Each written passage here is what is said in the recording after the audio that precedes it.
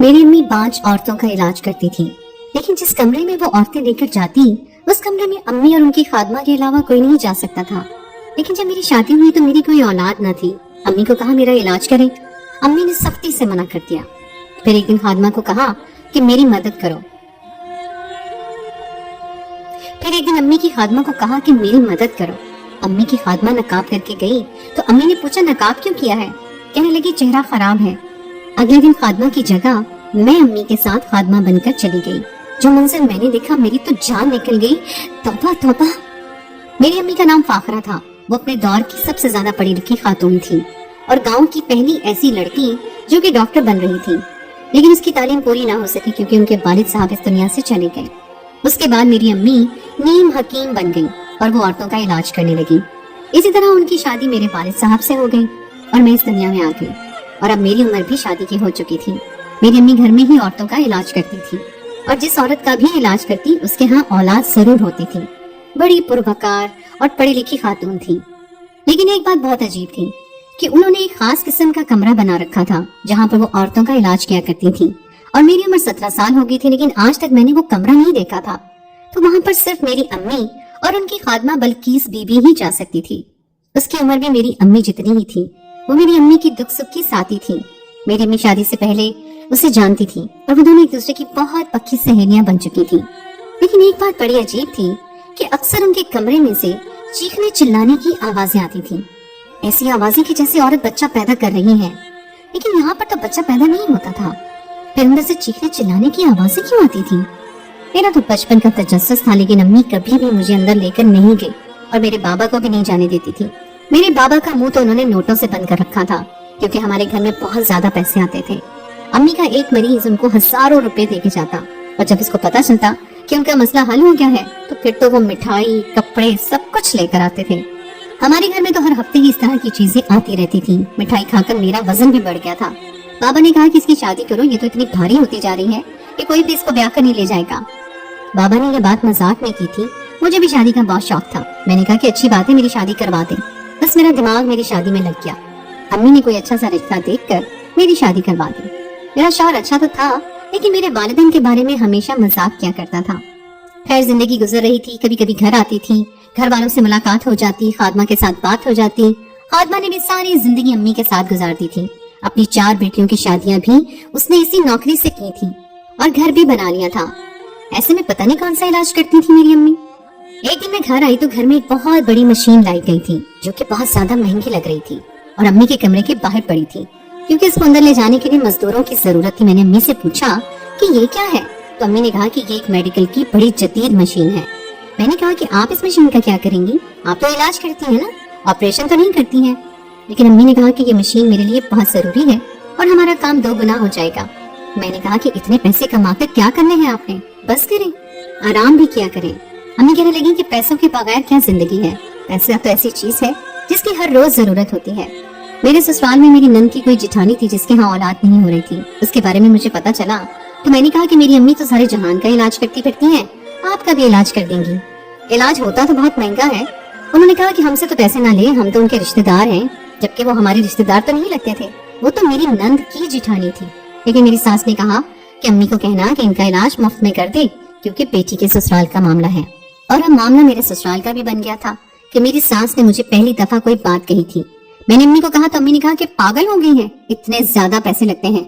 मैंने कहा कि किस बात के पैसे लगते हैं, दवाई तो देनी होती है, चुप करके दे दो, अब मेरी इज्जत का सवाल है। तो अम्मी ने एक अजीब बात कही। उन्होंने कहा कि इस तरह से भी तेरी इज्जत खराब हो सकती है। मैंने कहा कि क्या मतलब, क्यों खराब हो जाएगी मेरी इज्जत?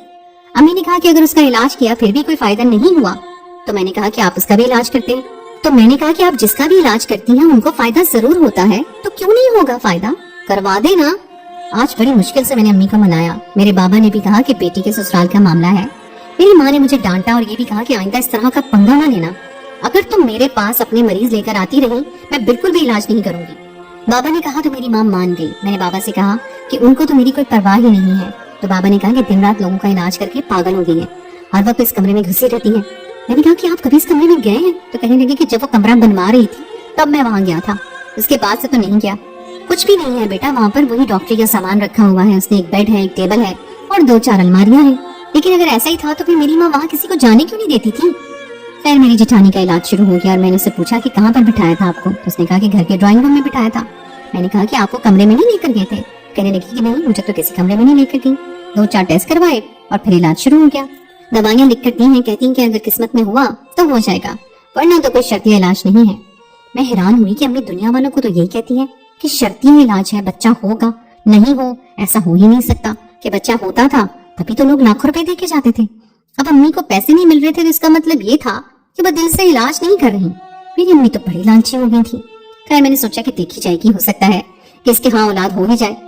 मेरी अम्मी ने नंद की जेठानी का इलाज किया लेकिन उसको कोई भी फायदा ना हुआ। उन्होंने कहा, ऐसे ही अपनी माँ की तारीफें कर रही थी कि कोई भी फायदा नहीं हुआ है, लेकिन वो औरत खुद अच्छी थी। उसने कहा कि जब अल्लाह ने देना होगा दे देगा। आजकल तो यही हालात है, 1 महीना भी औलाद ना हो तो लोग बातें शुरू कर देते हैं। मैं भी परेशान होने लगी क्योंकि मेरी शादी को भी 7 महीने हो चुके थे और उन्होंने कहा कि तुम्हारी तो अपनी अम्मी है, तुम उनसे भी तो इलाज करवा सकती हो और मशवरा भी ले सकती हो। उसने मुझे कहा कि देर न करना, कहीं तुम्हारा मेरे वाला हाल ना हो जाए, क्योंकि फिर ये लोग किसी को भी माफ नहीं करते। मैं तो इसी खानदान की थी, फिर भी मेरे पीछे इतनी सारी बातें करते थे, तभी तो पराए खानदान से लाए हैं तुम्हें। तुम्हारे साथ तो पता नहीं क्या करेंगे। मैं तो बहुत ज्यादा परेशान हो गई क्योंकि अभी तो कुदरती देर हो रही थी। एक दिन मेरी सास की बात करी थी, उसने कहा आजकल तो हर दूसरे बंदे का यही मसला है, अभी तक तो इस घर में खुशखबरियां आ जानी चाहिए थी लेकिन आई ही नहीं है। अल्लाह खैर करे। लुबना ने तो 4 साल इलाज करवाया फिर भी कुछ नहीं हुआ, अभी तो सिर्फ 7 महीने ही हुए हैं, देखते हैं क्या होता है। मैं इन सबकी बातों और हरकतों से बहुत ज्यादा परेशान हो गई थी।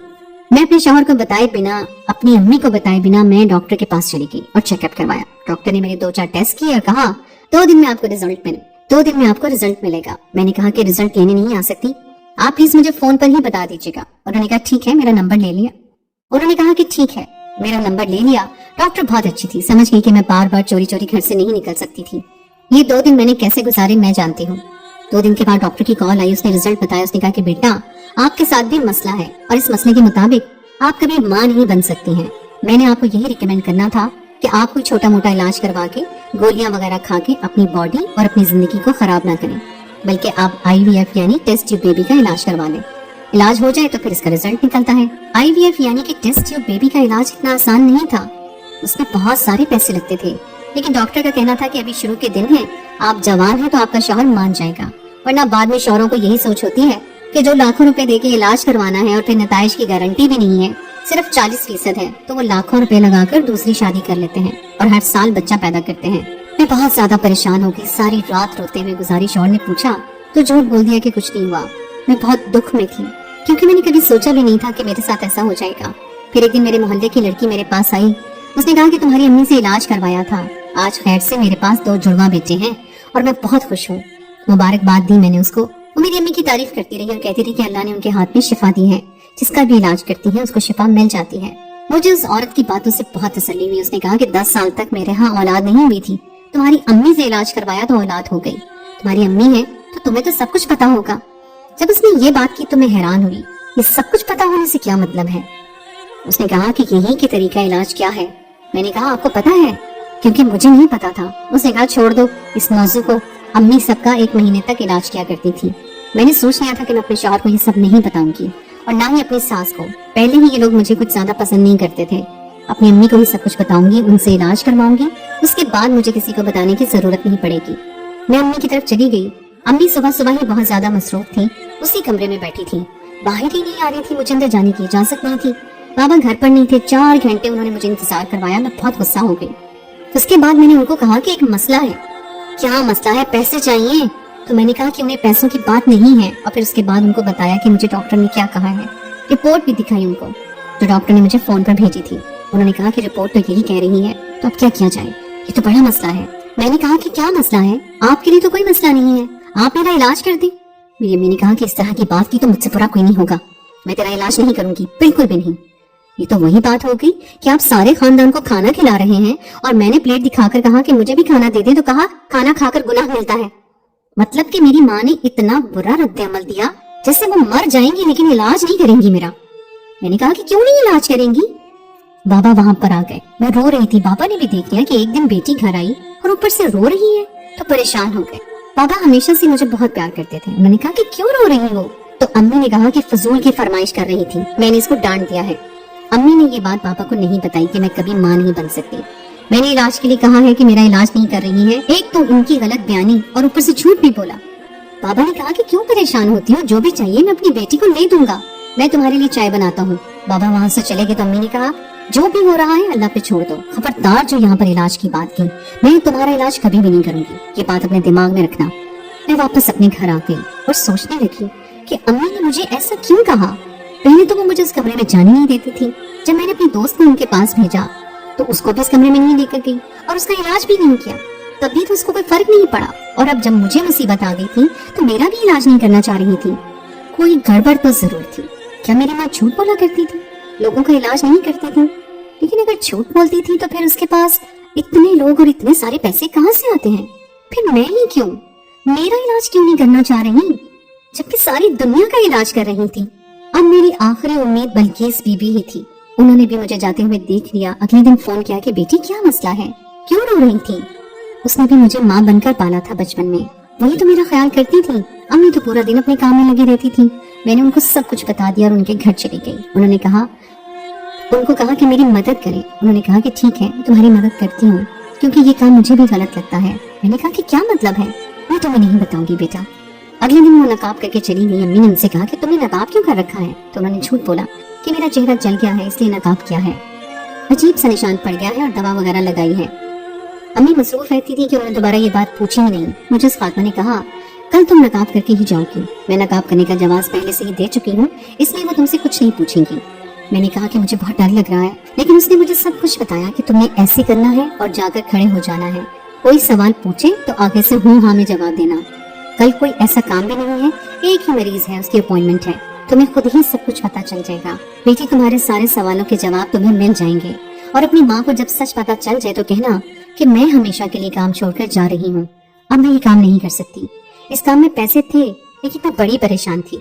मैं अगले दिन नकाब करके चली गई और अम्मी ने वाकई कोई सवाल नहीं किया। कमरे को अंदर से देखा तो पूरे ऑपरेशन थिएटर का माहौल था।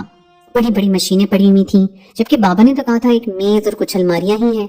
वहां पर एक औरत आई, उसने कहा कि मुझे इसके साथ काम करना है, तुम जरा इसकी हिस्ट्री लिख लो। जब मैंने उसकी हिस्ट्री की फाइल पढ़ी तो उसमें भी यही लिखा था कि वो औरत कभी मां नहीं बन सकती है और उसको भी IVF रिकमेंड हुआ था। मशीनों पर भी इसी तरह की बातें लिखी थी। क्या अम्मी यहाँ पर IVF कर रही थी? लेकिन ये कैसे कर सकती थी? अम्मी तो डॉक्टर भी नहीं थी। अम्मी ने उस औरत से कहा कि तुम अपनी मर्जी से ये सब कुछ करवा रही हो। उसने कहा कि अब मैं बांझपन के ताने नहीं सुन सकती। मैं जानती हूँ कि ये बच्चा मेरे शौहर का नहीं, किसी और शख्स का है, लेकिन आप इसको मेरे अंदर डाल दें, क्योंकि जब मैं माँ बन जाऊंगी और बच्चे हो जाएंगे तो सब यही समझेंगे कि मेरे शौहर का ही बच्चा है। मैं बांझपन के ताने सुनकर पागल हो गई हूँ। मैंने अपने मुंह पर हाथ रख लिया। इसका मतलब कि अम्मी औरतों के साथ IVF कर रही थी, यानी कि टेस्ट ट्यूब बेबी। लेकिन वो बच्चे उनके शौहरों के नहीं, एक ही शख्स के थे। तभी अम्मी ने इतनी महंगी महंगी मशीनें भी मंगवाई थी। और हैरानगी की बात यह थी कि औरतें खुद इस अमल के लिए राजी थी। ये छोटा सा गांव था, यहाँ पर लोगों को इतनी अकल कहाँ थी, इसीलिए वो शायद मान गई होंगी। या फिर बांझपन के ताने सुनकर औरत पर यह माशरा इतना दबाव डालता है कि वो ये काम करने के लिए तैयार हो जाती है। जब औरत चली गई तो मैंने अपने चेहरे से नकाब हटा दिया और मेरी अम्मी हैरान और परेशान रह गई। इसलिए मेरी अम्मी मेरा इलाज नहीं करना चाह रही थी, क्योंकि वो चाहती नहीं थी कि मैं अपने शौहर के अलावा किसी ऐसे शख्स के बच्चे की माँ बनूं जिसको मैं जानती तक नहीं। जो अम्मी कर रही थी वो गलत था। मैंने उनको बहुत बातें सुनाई। मैंने कहा कि आप बहुत गलत कर रही हैं, आप ये क्या कर रही हैं? आप लोगों की जिंदगी को एक धोखे की नजर कर रही हैं, वो सारी जिंदगी धोखे में रहेंगे। तो अम्मी ने कहा कि मैं जो कर रही हूँ मैं इसको गलत नहीं समझती, क्योंकि ये बच्चे हैं और इन बच्चों को इस दुनिया में आने का हक है। मेरे इस गलत काम से अगर किसी औरत की जिंदगी में खुशियाँ आ जाती हैं, लोग उसे बांझ कहना छोड़ देते हैं, तो इससे भी अच्छी बात क्या हो सकती है? लोग आज भी टेस्ट ट्यूब बेबी के खिलाफ हैं, क्योंकि उनको लगता है कि ये पराया हमल होता है। हाँ, ये पराया हमल होता नहीं है, लेकिन मैं पराया हमल दे रही हूँ। लोगों को कहूँ कि मेरे पास और कोई हल नहीं है। मैं औरतों की कोख में जो बच्चे डाल रही हूँ वो उनके शौहरों के नहीं है, लेकिन वो बच्चे हैं, वो एक जान है जो इस दुनिया में आना चाहती है। और मैं ये काम उन औरतों से छुप के नहीं कर रही हूँ, उनको सब कुछ पता होता है। ये बाकायदा कॉन्ट्रैक्ट करती है मेरे साथ, तभी तो इतने सारे पैसे देकर जाती हैं। ये सब मैं तुम्हारे साथ नहीं कर सकती थी। मैंने अपनी अम्मी को कहा कि मुझे नहीं पता आप सही कर रही हैं या गलत, लेकिन बल्कि बल्कीस बीबी ने आपके लिए पैगाम भेजा था कि वो आपके साथ ये काम नहीं करेंगी। वो हमेशा के लिए काम छोड़ के शहर छोड़कर चली गई हैं। मैं नहीं जानती कि मेरी माँ ठीक कर रही थी या गलत। बस मैं वहां से वापस आ गई। मुझे अजीब सा महसूस हो रहा था उनके सामने। अम्मी तो जान पर खेल रही थी, कल को अगर किसी इंसान को ये बात पता चल जाती और वो इतना गुस्सा हो जाता कि बदला लेने के लिए आ जाता, तो फिर क्या किया जा सकता था। लेकिन अम्मी ने 1 साल बाद ये काम छोड़ दिया। शायद बल्कीस के जाने के बाद अकेले उनसे ये काम हुआ ही नहीं, सब कुछ खत्म कर दिया। मैंने ये बात किसी को भी नहीं बताई, बाबा को भी नहीं। अपने शौहर को बता दिया कि माँ नहीं बन सकती, और वो खामोश हो गया। उसने कहा कि जो होगा देखा जाएगा। इस बात को 4 साल हो गए हैं। मेरे यहाँ अभी भी औलाद नहीं हुई है, लेकिन मैं अल्लाह से दुआ गो हूँ, क्योंकि उसके यहाँ देर है लेकिन अंधेर नहीं है। वो मेरी बात जरूर सुनेगा, मेरी दुआ का जवाब जरूर आएगा। आप सब लोग भी मेरे लिए दुआ करें।